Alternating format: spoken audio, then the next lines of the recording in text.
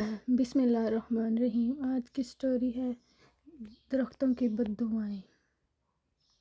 دانش matric کا طالب علم تھا، بڑا ہونہار بچہ تھا، درد مند دل رکھنے والا، کسی کو بھی مصیبت میں دیکھتا تو فوراً اس کی مدد کو پہنچ جاتا اور اس کی مدد کرنے کی ہر ممکن کوشش کرتا۔ اس سے کسی کو کوئی شکایت نہیں تھی۔ دانش میٹرک کا طالب علم تھا، بڑا ہونہار بچہ تھا، درد مند دل رکھنے والا، کسی کو مصیبت میں دیکھتا تو فوراً اس کی مدد کو پہنچ جاتا اور اس کی مدد کرنے کی ہر ممکن کوشش کرتا۔ اس سے کسی کو کوئی شکایت نہیں تھی۔ ایک روز دانش اسکول سے گھر جا رہا تھا اور اسے کسی کی آواز سنائی دی۔ اسے ایسے لگا جیسے کوئی بھیکاری صدا دے رہا ہو۔ دانش نے ادھر ادھر دیکھا تو اسے درخت کے سائے میں ایک بوڑھا شخص نظر آیا جو سر جھکائے دونوں ہاتھ مٹی میں ڈالے مسلسل صدا لگائے جا رہا تھا، درخت لگاؤ ثواب کماؤ، درخت لگاؤ ثواب کماؤ۔ دانش اس بوڑھے کے قریب پہنچا تو اس نے دیکھا کہ وہ پودے لگا رہا تھا۔ دانش نے قریب پہنچ کر سلام کیا اور اجازت لے کر اس کے پاس بیٹھ گیا۔ بابا، آپ کا نام کیا ہے؟ دانش نے پوچھا۔ عرفان، بابا نے جواب دیا۔ بابا، آپ یہاں کیوں بیٹھے ہیں اور اس طرح صدائیں کیوں لگا رہے ہیں؟ دانش نے سوال کیا۔ دانش کی بات سن کر بابا کی آنکھوں میں آنسو آ گئے اور وہ پھوٹ پھوٹ کر رونے لگے۔ دانش نے انہیں تسلی دی تو وہ آنسو صاف کرتے ہوئے بولے، ارے بیٹا، یہ بہت لمبی کہانی ہے، تم جاؤ، تمہیں دیر ہو جائے گی۔ نہیں بابا، آپ بتائیں، مجھے دیر نہیں ہوگی۔ بابا نے کہنا شروع کیا، یہ ان دنوں کی بات ہے جب میں انٹر کر کے ایک لکڑی کے کارخانے میں ملازم ہوا۔ اللہ کے فضل سے میں ایک ذہین نوجوان تھا، تمام کام جلدی سیکھ گیا اور مہارت بھی حاصل کر لی۔ میں اپنے کام میں اتنا ماہر ہو گیا تھا کہ مجھے کسی کی رہنمائی کی ضرورت بھی محسوس نہیں ہوتی تھی۔ میری ذہانت اور جلد سیکھنے کی صلاحیت نے میرے اندر غرور پیدا کر دیا۔ میں نے اپنی اس تبدیلی کو محسوس بھی کیا لیکن نظر انداز کر دیا۔ ایک روز میں کام پر دیر سے پہنچا تو کارخانے کے مالک نے مجھے بہت ڈانٹا اور سب لوگوں کے سامنے میری بے عزتی کی۔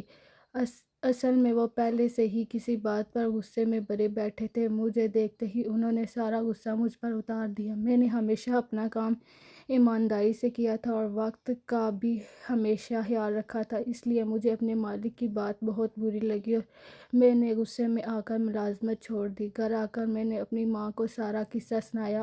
ماں نے مجھے بہت سمجھایا کہ بیٹا، وہ تمہارے مالک ہیں اور عمر میں بھی تم سے بہت بڑے ہیں، اگر انہوں نے تمہیں کچھ کہہ بھی دیا تو اس میں برائی کیا ہے، بڑے جو کہتے ہیں اس میں بچوں کی بھلائی ہی ہوتی ہے۔ آج کل کے نوجوانوں میں تو برداشت نام کی کوئی چیز ہے ہی نہیں۔ تم کل کارخانے جا کر اپنے کام دوبارہ شروع کرنا۔ میں نے ماں کی بات سنی انسنی کر دی اور ضد میں آ کر فیصلہ کیا کہ چاہے جو کچھ بھی ہو جائے میں اس سیٹھ کے ہاتھوں اپنی مزید بے عزتی نہیں کرواؤں گا اور وہاں کبھی کام کرنے نہیں جاؤں گا۔ مجھے سارا کام آتا ہے، اب میں اپنا کام شروع کروں گا اور اس سیٹھ سے بھی بڑا آدمی بن کر دکھاؤں گا۔ آخر یہ سیٹھ اپنے آپ کو سمجھتا کیا ہے، بس اپنے فیصلے پر عمل درآمد کرنا شروع کیا اور کچھ رقم قرض لے کر کچھ ضروری مشینیں خرید لی۔ اب مجھے لکڑی کی ضرورت محسوس ہوئی، لہٰذا میں اپنے اس آس پاس کے علاقے کے درخت کاٹنے شروع کر دیے تاکہ اپنا کام شروع کر سکوں۔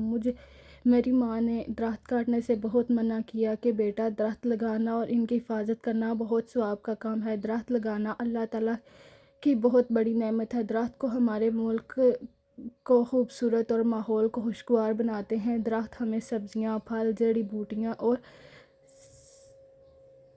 سایہ فراہم کرتے ہیں۔ درختوں کو دیکھ کر ہماری آنکھوں کو ٹھنڈک اور سکون ملتا ہے۔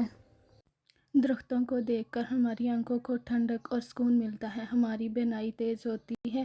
درخت ہمیں آکسیجن دیتے ہیں جو ہماری زندگی کے لیے بہت ضروری ہے۔ اس کے علاوہ درخت ہمارے ماحول کو آلودگی سے بھی بچاتے ہیں۔ غرض ماں نے مجھے درختوں کے فائدے اور نقصانات بتائے اور مجھے سمجھانے کی بہت کوشش کی کہ میں درخت کاٹنے جیسی گھناؤنے جرم سے باز رہوں، لیکن میں اپنی ضد پر اڑا رہا اور اپنی ماں کی نصیحت کو نظر انداز کر دیا۔ ایک روز میں درخت کاٹنے میں مصروف تھا کہ مجھے کسی کے کراہنے کی آواز سنائی دی۔ میں نے ادھر ادھر دیکھا تو کوئی نظر نہ آیا۔ آواز بڑھتے بڑھتے سسکیوں میں تبدیل ہو گئی، لیکن میں نے آواز کی طرف توجہ نہ دی اور اپنے کام میں مصروف رہا۔ اتنے میں ایک ننھی چڑیا اڑتی ہوئی آئی اور میرے سامنے پڑپڑانے لگی۔ شاید وہ کچھ کہنا چاہتی تھی لیکن میں اس کی بات نہ سمجھ سکا۔ گھر آ کر میں نے ماں سے اس بات کا ذکر کیا تو انہوں نے کہا کہ وہ سسکیاں ان درختوں کی تھی جنہیں تم کاٹ رہے تھے، اور وہ فریاد کر رہے تھے کہ تم ہمیں مت مارو، ہمیں جینے دو، اور وہ ننھی چڑیا اپنے گھر کی بربادی پر تڑپ رہی تھی اور تم سے التجائیں کر رہی تھی کہ خدا کے لیے مجھے بے گھر مت کرو۔ میں نے ماں کی بات کو ہنس کر ٹال دیا کہ درخت بھلا کیسے رو سکتے ہیں، وہ تو بول بھی نہیں سکتے۔ ماں نے کہا بیٹا، درخت جاندار ہیں، وہ سب کچھ محسوس کر سکتے ہیں۔ وقت گزرتا گیا، میں نے خوب دل لگا کر محنت کی، اپنا کارخانہ لگا لیا، درخت کی ریل پیل ہو گئی اور آخرکار میں سیٹھ سے بھی زیادہ دولت مند ہو گیا۔ اس دوران میری عمر میں بھی کافی زیادہ اضافہ ہو گیا اور میری اماں بھی اللہ کو پیاری ہو گئیں۔ میں اکیلا رہ گیا۔ مرتے دم تک ماں نے یہی کوشش کی اور میں ہمیشہ یہ سوچتا کہ بھلا درخت کیسے بددعا دے سکتے ہیں۔ ایک روز میں اپنے کارخانے میں کام کر رہا تھا کہ اچانک کارخانے میں آگ لگ گئی۔ دھوئیں سے میرا دم گھٹنے لگا اور میں بے ہوش ہو گیا۔ جب ہوش میں آیا تو میں ہسپتال میں تھا۔ مجھے سانس کی بیماری لاحق ہو گئی اور میرا سب کچھ جل کر راکھ ہو گیا۔ اس وقت مجھے اپنی ماں کی بہت یاد آئی، لیکن افسوس اس بات کا تھا کہ وہ اس مشکل گھڑی میں میرے ساتھ نہیں تھی۔ ایک رات ماں میرے خواب میں آئی اور مجھے پیار کر کے کہنے لگی، دیکھو بیٹا، تم نے میری بات نہیں مانی اور درختوں اور ننھی چڑیا کی بددعائیں تمہیں لگ گئی۔ دیکھو بیٹا، پرندے، جانور اور درخت سب جاندار ہیں۔ یہ کچھ بولتے نہیں لیکن محسوس سب کرتے ہیں، ان کے اندر بھی زندگی ہوتی ہے۔ اتنا کہہ کر وہ چلی گئی۔ جب میں صبح بیدار ہوا تو میری زندگی ہی بدل چکی تھی۔ مجھے اپنی ماں کی تمام باتیں یاد تھیں اور ان کی باتیں اچھی طرح سمجھ میں آ چکی تھی۔ میں نے اٹھ کر نماز ادا کی، اللہ تعالیٰ سے معافی مانگی اور فیصلہ کیا کہ اب میں کبھی درخت نہیں کاٹوں گا بلکہ مزید پودے اور درخت لگاؤں گا تاکہ میرے گناہوں کی تلافی ہو سکے اور مرنے کے بعد مجھے سکون مل سکے۔ اسی لیے میں اور لوگوں کو بھی یہ نصیحت کرتا ہوں کہ درخت لگاؤ، ثواب کماؤ، اور پیسہ اور درخت لگاؤ، ثواب کماؤ۔